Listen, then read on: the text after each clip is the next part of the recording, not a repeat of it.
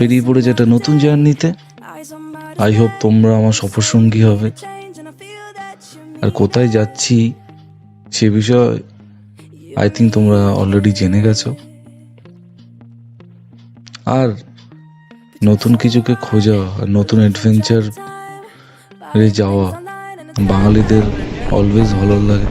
এই আমরা কজন আরও অনেকে সবাই মিলে বেরিয়ে পড়েছি আজকে জার্নিতে ট্রেনে করে। তখন ব্যারাকপুর স্টেশন থেকে ট্রেন ছাড়লো। আর কোথায় যাচ্ছি, কিভাবে যাচ্ছি, পুরো ডিটেলটা জানতে হলে পুরো ভিডিওটা দেখতে হবে। আমি নিশ্চয়ই শেয়ার করব কোথায় যাচ্ছি, কোথায় থাকছি, কিভাবে কি বৃত্তান্ত। তো আমরা এখন আছি চাকদা স্টেশনে। আর চাকদা স্টেশনের সামনেই এই বাস ডিপোটা, সেখানেই আমরা একটা হল্ট নিয়েছি। আর এখান থেকে আমরা একটুখানি ব্রেকফাস্টও করে নিচ্ছি। কারণ সকালবেলা এতটা জার্নি করে এসে সত্যি মারাত্মক খিদে পেয়েছিল। এবার চাকদা স্টেশন থেকে আমরা বাস নিয়ে নিয়েছি। বাসে করে নাটাবেড়িয়া উদ্দেশ্যে আমরা রওনা দিয়েছি। দুদিকে অত্যন্ত সুন্দর দৃশ্য, মানে কি বলবো, মানে চোখ জুড়িয়ে যাচ্ছে। এত সুন্দর প্রকৃতি। আর এখানে সব থেকে ভালো যেটা হয়েছে সেটা হচ্ছে মুক্ত বাতাসে তোমাদের কি বলবো, মানে এত সুন্দর এখানকার আবহাওয়া। মানে কোনো পলিউশন নেই, পলিউশন ফ্রি, যত খুশি নিঃশ্বাস বুক ভরে সঞ্চয় করে নিয়ে যাও। কিন্তু হ্যাঁ, একটা জিনিস বলবো, রাস্তা যথেষ্ট ভালো, কিন্তু শেষের 4-5 কিলোমিটার খুবই কষ্টদায়ক। শেষের 4-5 কিলোমিটার খুবই কষ্ট হয়েছে, কিন্তু প্রথম থেকে রাস্তা ভালোই ছিল। আর এই আমরা বাস থেকে নেমে এখন টোটোয় উঠে পড়েছি। দুদিকে দেখতেই পাচ্ছ সর্ষের ক্ষেত, অসম্ভব সুন্দর। আর প্রত্যেকটা কত কষ্ট, কত খরচা, কত ভাড়া, আমি প্রত্যেকটা ধরে ধরে বলবো, কোনো চিন্তা করো না, নিশ্চয়ই বলবো। তার জন্য কিন্তু ভিডিওটা প্রথম থেকে শেষ অবধি দেখতে হবে। হ্যাঁ, তা যা বলছিলাম, এখন আমরা চলেছি আমাদের ব্যাকপ্যাকার্স ক্যাম্পের উদ্দেশ্যে, মঙ্গলগঞ্জ ব্যাকপ্যাকার্স ক্যাম্প। তো সেইখানেই যাচ্ছি আমরা সবাই। একটা টোটোতে 4 জন করে আমরা বসেছিলাম, দেখতেই পাচ্ছ। আর আরও 2টো টোটো আমাদের পেছনেই ছিল। এই এখন আমরা চলে এসেছি ব্যাকপ্যাকার্স ক্যাম্পে। ভাড়া মিটিয়ে দেওয়া হচ্ছে। এই আমাদের মেন লিডার, না লিডার বলে না, ও পুরোটাই অর্গানাইজ করে, সব কিছু দেখে রাখে। মিলন সত্যি, মানে ও যেভাবে অর্গানাইজ করে, ও যদি না থাকতো এতটা সুন্দর ট্রিপটা হয়তো হতো না। সো ওকে আমরা, ও না চাইতো ওকে আমরা লিডার বানাই প্রত্যেকবার। আর এখানেই দেখতে পাচ্ছ স্যানিটাইজেশনের প্রক্রিয়া হচ্ছে। ঢোকার আগে তোমাকে ভালো করে স্যানিটাইজ করা হচ্ছে, ইনক্লুডিং তোমাদের লাগেজ, সব কিছুতে ভালো করে এনারা স্যানিটাইজ করে দিচ্ছে। স্যানিটাইজেশনের দিক থেকে কিন্তু আমি বলবো মানে খুবই ভালো, কোনো কমপ্লেন নেই। এবার একটু তোমরা একটা ওভারভিউ দেখে নাও ক্যাম্পের, তারপর আবার কথা হচ্ছে।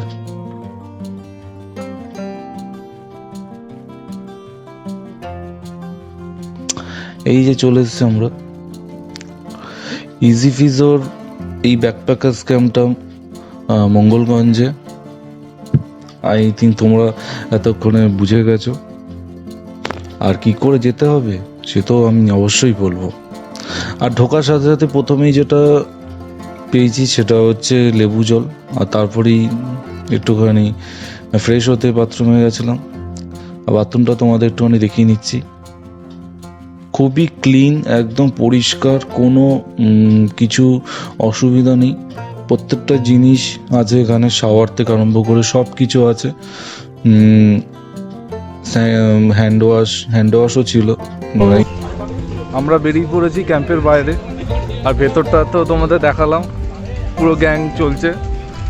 এখন দেখা যাক কোথায় যাওয়া যায়। আই হোপ ওই ইছামতি নদীর ওখানটাই যাওয়া হচ্ছে। আর সকালবেলা একটুখানি কাটা সাহেবের কুটিটা তোমাদের দেখিয়ে নিচ্ছি কীরকম। দিনের বেলা লোকেশনটা দেখা বেটার হবে,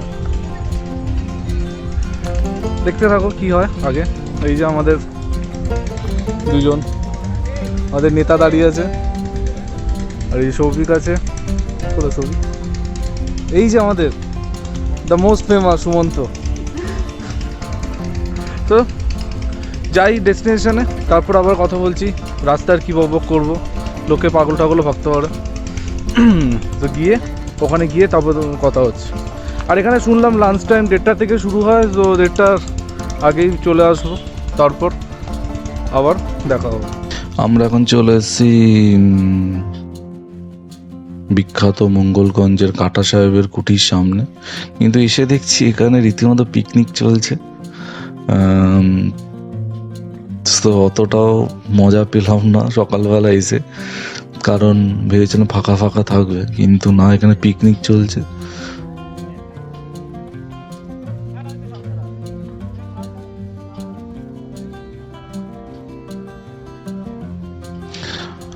আর এখন একটু ফুচকা খাওয়ার পালা, সবাই ফুচকা খাচ্ছে। ফুচকাটা শুনলাম পরে ভালোই ছিল, বাট আমি খাইনি, দুর্ভাগ্যের বিষয়। সবাই ফুচকা খেতে ব্যস্ত, আর কি বলবো, এখানে তো আর কিছু বলার নেই।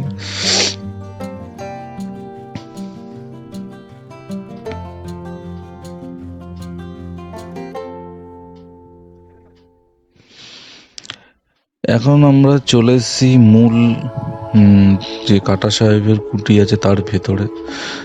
দেখতেই পাচ্ছ জীর্ণ প্রায় দশা। আর এখানকার ইতিহাসটা খুবই প্যাথেটিক। নীলকর সাহেবদের চাষিদের ওপর যে অত্যাচার, সেই ইতিহাসই এত বছর ধরে বহন করে চলেছে এই ভগ্নপ্রায় কাটা সাহেবের কুটিটা। নীলকর সাহেবদের ইতিহাস নিয়ে নতুন করে তোমাদের তো কিছু বলার নেই। তোমরা আই হোপ তোমরা জানো যে তারা কতটা নির্দয় আর কতটা অত্যাচারী ছিল। কিন্তু অত্যাচারের বাঁধ যেদিনকে ভাঙলো, সেদিনকেই এই কুটির ধ্বংসপ্রায় অবস্থা শুরু হলো। আর কোনো এক নীলকর সাহেবকে হত্যা করা হয়, সেই থেকে এই কুটিরের নাম হয় কাটা সাহেবের কুটির। কুটিরের মানে বাইরে পুরোটাই জঙ্গলে ঢাকা, দূর দূরান্ত অব্দি খালি জঙ্গলই দেখতে পাবে। এই জঙ্গল নিয়ে বিভিন্ন গল্প আছে, যেগুলো আমরা পরে জানতে পারি। কিন্তু মনোরম পরিবেশ, সেখান থেকে কোনো ডিসঅ্যাপয়েন্ট তোমরা হবে না, এতটাই সুন্দর এখানে পরিবেশ।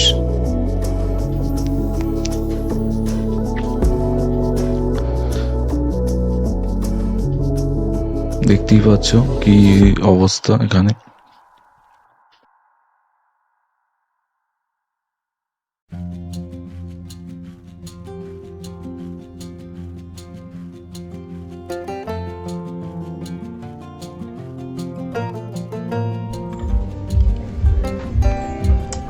এখন সোকল কাটা সাহেবের কুটির ভেতরে আছি।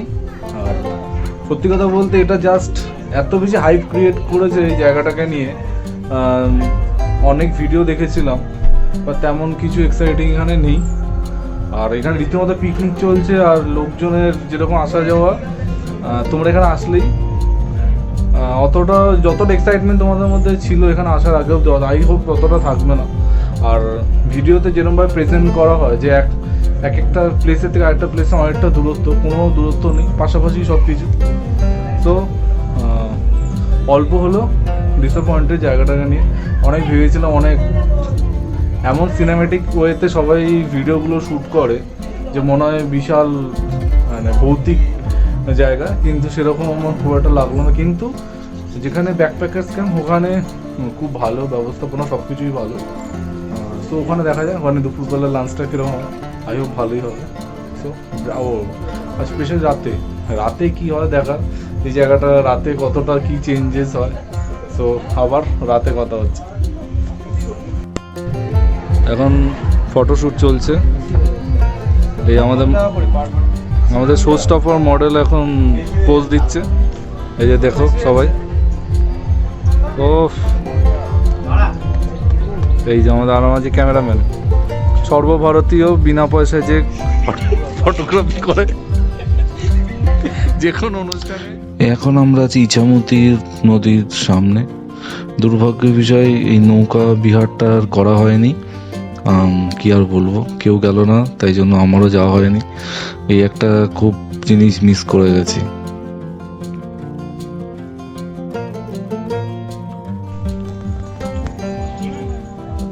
টেন্টের ভেতরটা তোমাদের দেখাচ্ছি, ভালোই বড় আছে, 3 জনের পক্ষে এনাফ। আর এখানকার সার্ভিস সত্যি খুবই ভালো। তো তোমাদের টেন্টের ভেতরটা একবার দেখাচ্ছি।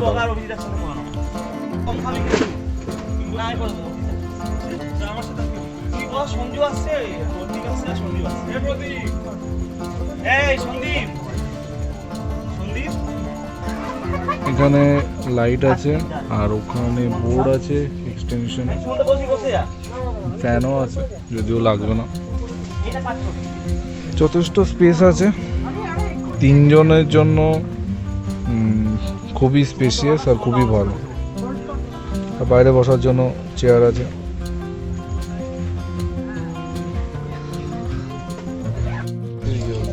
আর লাঞ্চটা সত্যি খুবই অসাধারণ ছিল, মানে রান্না খুবই ভালো ছিল।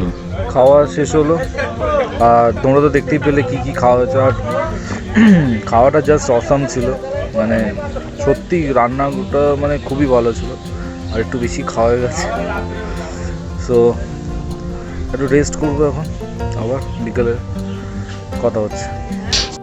এই এখন হচ্ছে আমাদের রাতে বনফায়ার, যেটা খুবই এক্সাইটিং একটা জিনিস। মানে আমি এরকম বনফায়ার আগে দেখিনি, মানে দেখে সত্যি মানে খুবই ভালো লাগলো, মানে এতটা সুন্দর। আর বনফায়ারে চারদিকে আমরা বসে বেশ ঠান্ডায় বেশ উত্তাপটা নিতে বেশ ভালোই লাগছিল। আর আমি ব্যারাকপুরে থাকি, আর বন্ধুরা বিভিন্ন জায়গা থাকে, কিন্তু সেই জায়গার তুলনায় এই মঙ্গলগঞ্জের টেম্পারেচার মানে বেশ কয়েক ডিগ্রি কম। সেটা সন্ধে হওয়ার সাথে সাথে আমরা অনুভব করতে আরম্ভ করি।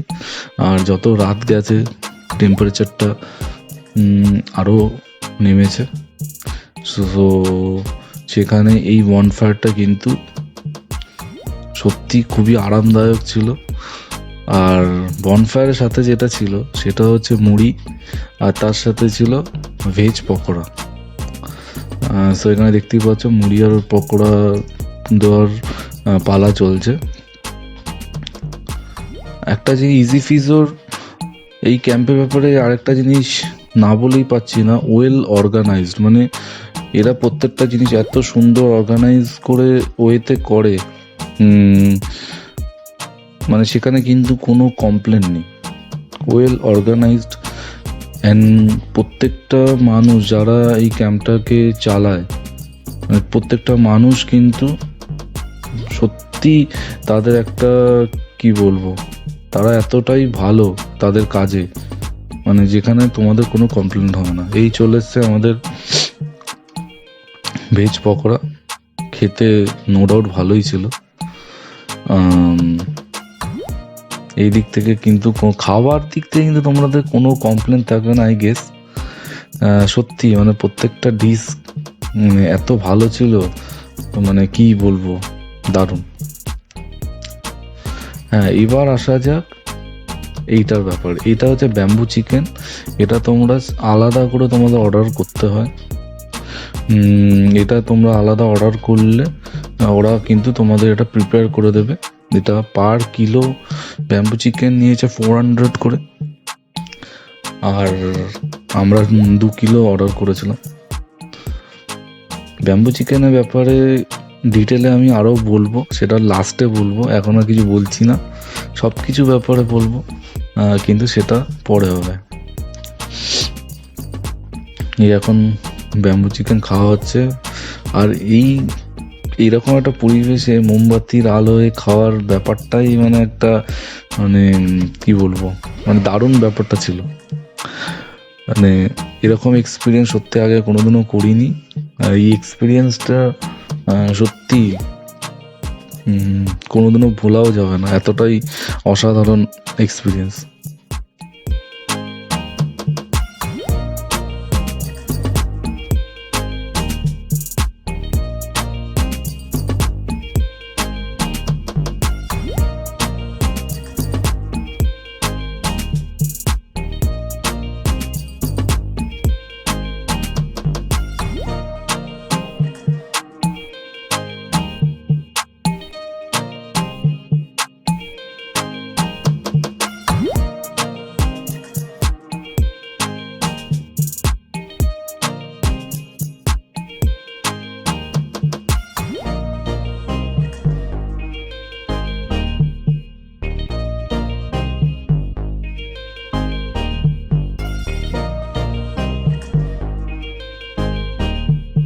এবার আমরা বেরিয়ে পড়েছি মূল আকর্ষণ, যার জন্য এই মঙ্গলগঞ্জ ব্যাকপ্যাকার্স ক্যাম্পে আসা, সেটা হচ্ছে নাইট সাফারি।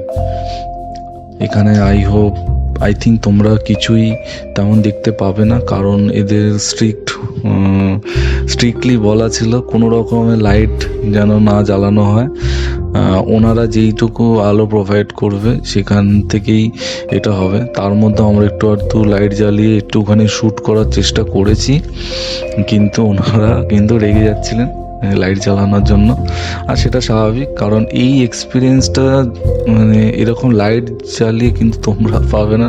শুভম এখানে একটু মজা করছে, লাইট জ্বালিয়ে পাবে না, তোমাদের লাইটটা নিভিয়েই মজাটা নিতে হবে।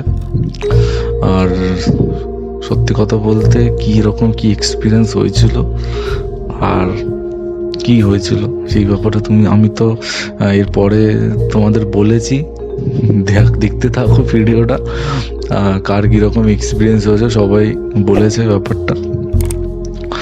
আর মানে এক কথা বলতে পারি, সকাল আর রাতের মধ্যে একটা হিউজ ডিফারেন্স, পরিবেশগত বলো যাই বলো, আর যেটা কিন্তু কি বলবো মানে চোখে পড়ার মতো আর ফিল করার মতো। আর বেশি কিছু বলছি না, তোমরা দেখো। আর কীরকম কি ফিলিংস হয়েছিল সে তো আমি বলেইছি পরে, সো দেখতে থাকো।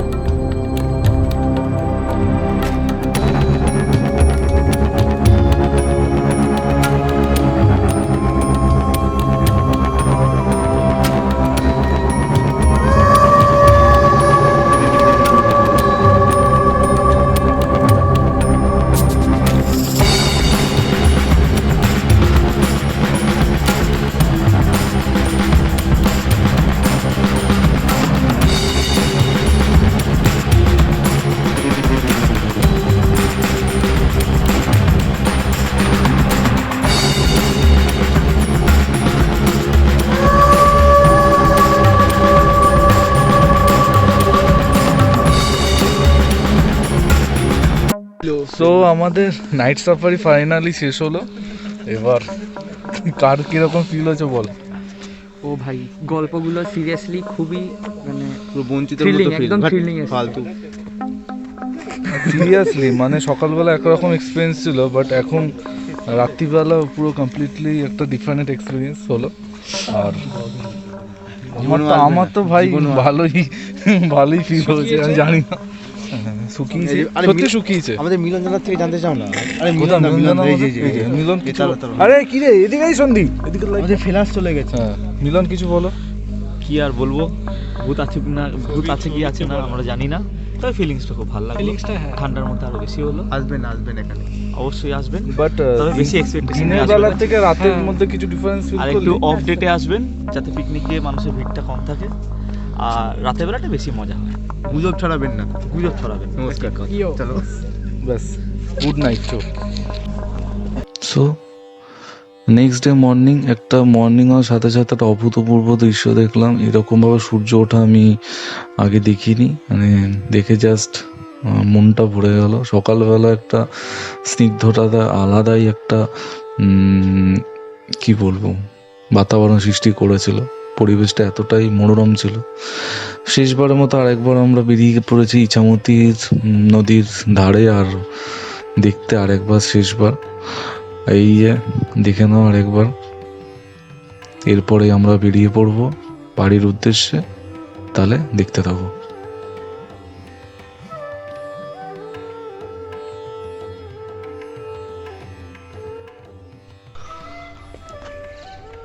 সো মর্নিং হয়ে গেছে, শুভম এসছে। শুভম কালকে প্রথম থেকে ছিল না।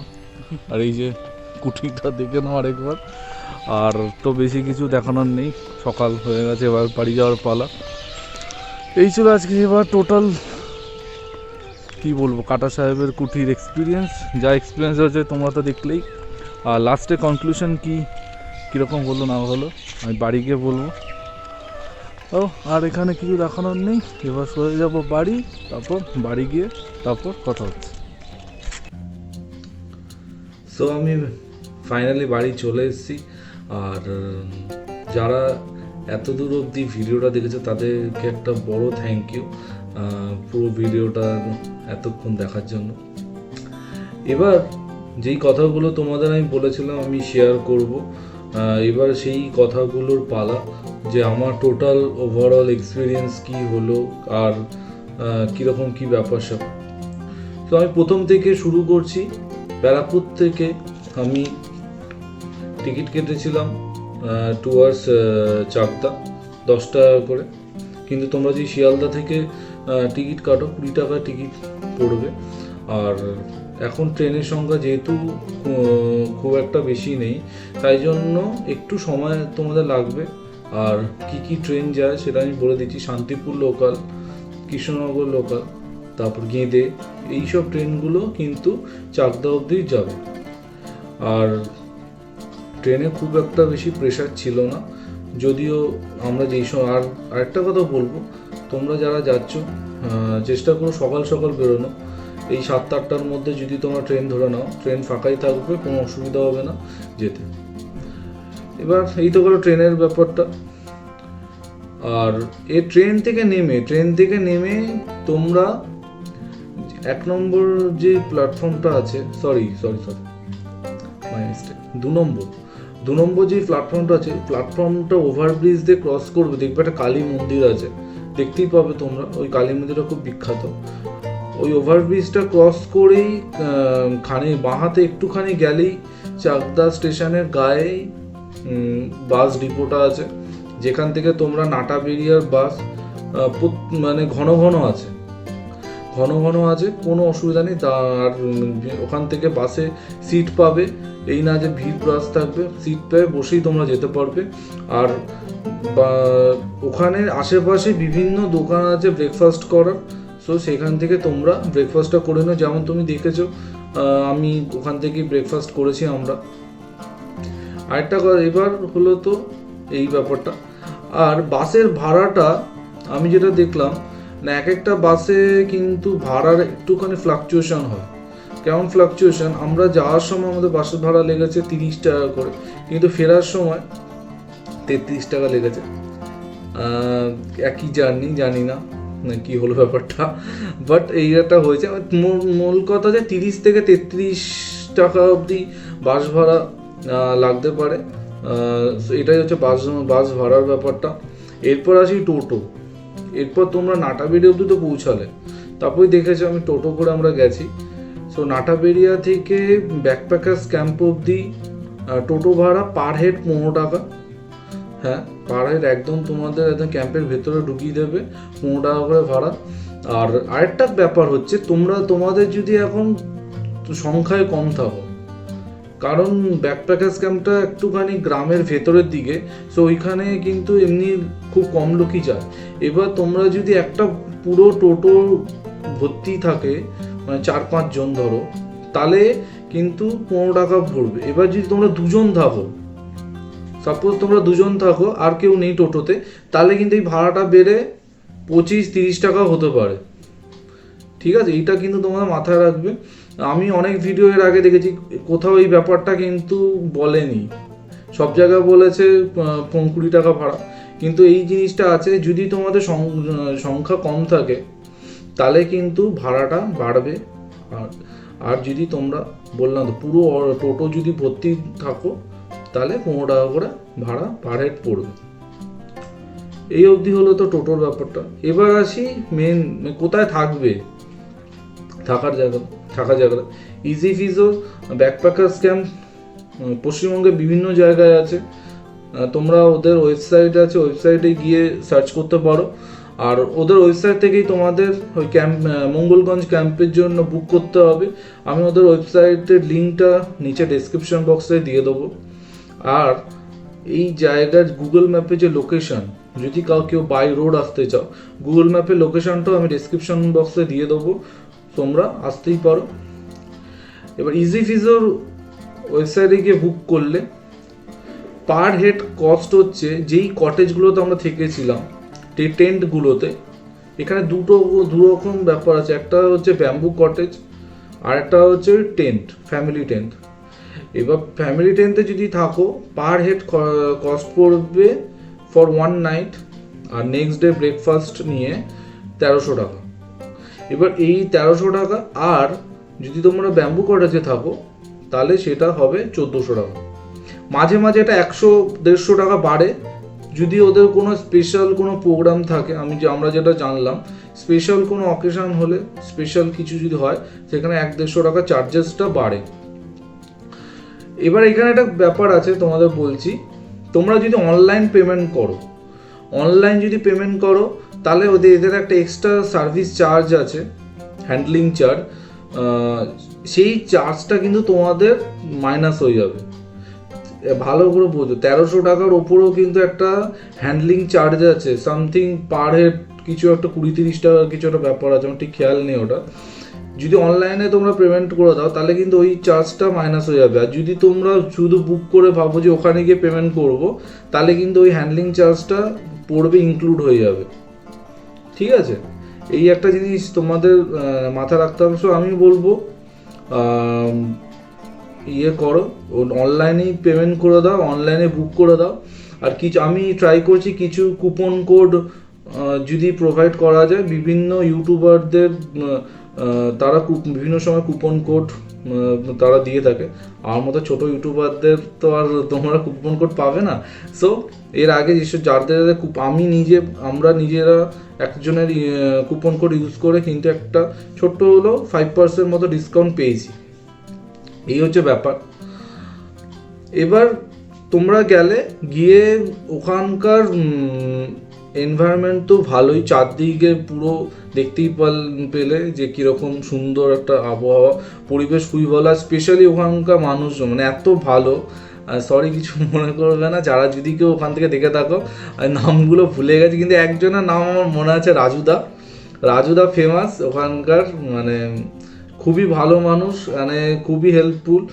নট অনলি রাজুদা, প্রত্যেকজন ভালো। যেই দাদা আমাদের পরিবেশন করছিল খাওয়ার সময়, আমি ভুলে গেছি নামটা, সরি। ওই দাদা খুবই ভালো, মানে একদম তোমাদের হোমলি ফিল হবে, আর কোনো অসুবিধা হবে না। আর নাইট সাফারিতে ট্রাই করো রাজুদার সাথে যাওয়া। রাজুদার নাইট সাফারিটা সত্যি খুব ভালো ছিল, এত ভালো যে কি বলবো।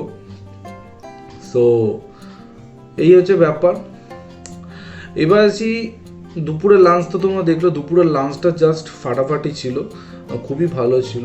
আর রাত্রিবেলা আর মাঝে মাঝে চা, তোমাদের সকালে চা দেওয়া হবে, নেক্সট ডে মর্নিং চা, আর বিকালবেলা চা। তোমাদের এবার তোমরা যদি তোমাদের প্রেফার, তোমরা লিকার খেতে পারো, দুধ চা খেতে পারো। আর দুপুরবেলায় তোমাদের জিজ্ঞেস করে নেওয়া হয় যে তোমরা রাতে রুটি খাবে না ভাত খাবে, সেই বুঝে ওরা অর্গানাইজ করে। আর একটা কথা, তোমরা যদি কেউ ভেজিটেরিয়ান হও তাহলে ওদের আগে থেকে বলে দিতে হবে, তাহলে সেই বুঝে ওনারা সব ব্যবস্থা করে দেবে, ওখানে তোমাদের কোনো অসুবিধা হবে না। এবার আসি ব্যাম্বু চিকেনের ব্যাপার। ব্যাম্বু চিকেনের সম্বন্ধে সবাই, মানে আমি এর আগে যতজনের ভিডিও দেখে সবাই ঢেলে প্রশংসা করেছে, খুব ভালো খুব ভালো, সত্যি ভালো। কিন্তু একটা আমি কথা বলছি, যারা স্পাইসি ফুড একদম পছন্দ করো না বা খাওই না, দূরে থাকো। কারণ ব্যাম্বু চিকেনটা মারাত্মক লেভেলে স্পাইসি। আমি বলছি, আমি এত ভিডিও দেখেছি, কেউ বলেনি, সবাই বলেছে ভালো, খুব ভালো। আমিও বলছি কিন্তু ভালো, কিন্তু টু মাচ স্পাইসি। এবার কতটা স্পাইসি সেটা নেক্সট ডে তুমি খাওয়ার নেক্সট ডে মর্নিং তোমরা বুঝতে পারবে। আর আমি কিছু বললাম না। আমাদের সাথে কিছু বন্ধুরা ছিল যারা একদম স্পাইসি ফুড পছন্দ করে না, তারা খাই না, সো তাদের অবস্থা সত্যি খুব খারাপ হয়েছে। আর ওখানকার রান্নার মধ্যে একটু স্পাইসটা বেশি আছে, একটু ঝালটা বেশি আছে, তোমরা সব খাওয়াতে এটা বুঝতে পারবে। সো যারা স্পাইসি ফুড পছন্দ করো না, ঝাল খাও না, সো তাদের আমি বলবো ব্যাম্বু চিকেন থেকে দূরে থাকো। আরেকটা কথা বলবো, এটা আমার একটা ছোট্ট কমপ্লেনও বলতে পারি। ওখানে যে বাজারটা আছে, বাজার দিয়ে যখন আমরা যাচ্ছিলাম, ওখানে আমি চিকেনের প্রাইস দেখলাম, চিকেনের প্রাইস আমাদের এখানকার তুলনায় অনেক কম। সেখানে 1 কেজি ব্যাম্বু চিকেনের দাম 400 টাকা, আমরা 2 কেজি নিয়েছি 800 টাকা। এই প্রাইসটা সত্যি আমার একটুখানি কস্টলি লেগেছে। 400 টাকা সত্যি মানে কস্টলি ছিল ব্যাম্বু চিকেন। কারণ বাঁশঝাড় চারদিকে, বাঁশের আমার মনে হয় না বাঁশের কোনো কস্ট আছে, কারণ এই যে কটেজটা, যেই রিসোর্টের মধ্যেই বাঁশঝাড়। আর চিকেনের প্রাইস মানে এখানে আমাদের ব্যারাকপুরের তুলনায় অনেকটাই কম, আর সেখানে প্রাইসটা অনেকটাই আমার বেশি লেগেছে, কিন্তু টেস্টফুল ছিল। যারা স্পাইসি ফুড পছন্দ করো তাদের নিঃসন্দেহে খুবই ভালো লাগবে এই ব্যাম্বু চিকেনটা। কিন্তু যারা পছন্দ করো না তাদের বলবো খেও না, বেটার হয়। এই অবধি তো তোমাদের বললাম। নেক্সট হচ্ছে ওভারঅল এক্সপিরিয়েন্স কী ছিল এখানে। তোমরা যদি আমার ভিডিওটা দেখো তাহলে আমি দেখবে, যখন সকালবেলা আমি মঙ্গলগঞ্জের ওই কাটা সাহেবের কুঠিতে গেছিলাম, ওখানে আমি বলেছিলাম যে লোকেশনটা ভালো, মানে ঠিক ভালো লাগলো না, চারদিকে এত কোলাহল। হ্যাঁ সত্যি, তোমরা যদি এমন সময় গেলে যখন এইরকম টাইমে, মানে এই উইন্টার সিজনে, কিন্তু ওখানে ওই ইচ্ছামতির ধারে প্রচুর পিকনিক হচ্ছে, সেই সময় তোমাদের কিন্তু সত্যি ভালো লাগবে না। কারণ যেই ভিডিওগুলো আমরা আগে দেখেছি তারা কিন্তু অফ সিজনে গেছে, সেই সময় এত লোকের চাপ ছিল না, তো ফাঁকা ছিল। ফাঁকায় আলাদা একটা মজা আছে। সেখানে যদি চারদিকে গান চলে তোমরা সেই ফিলটা পাবে না। সেম জিনিস আমাদের সাথে হয়েছে, তাই জন্য আমাদের ভালো লাগেনি। কিন্তু পুরো এক্সপিরিয়েন্সটা চেঞ্জ হয়ে যায় রাত্রিবেলা যে নাইট সাফারিটা হয়, ওই নাইট সাফারিতে গেলে তোমাদের মানে পুরো নেক্সট লেভেল একটা নাইট সাফারি হবে। আর সত্যি খুবই ভালো লাগবে, একটা রোমহর্ষক ব্যাপার আছে। আর যা ঠান্ডা ছিল, মানে কিছু কি বলবো, মানে মারাত্মক লেভেলে ঠান্ডা ছিল। ওরকম ঠান্ডা আমাদের এখানে পড়লে তো সত্যি অবস্থা খারাপ হয়ে যাবে। আমরা 3-4টে পুরো আমরা রীতিমতো শীতে কাঁপছিলাম। তার মধ্যে রাজুদার মানে ভয়ানক সব ভৌতিক গল্প আমাদের শোনাচ্ছিল, মানে ওই জায়গায় রিলেটেড। সো শীতটা আরেকটু বাড়বে।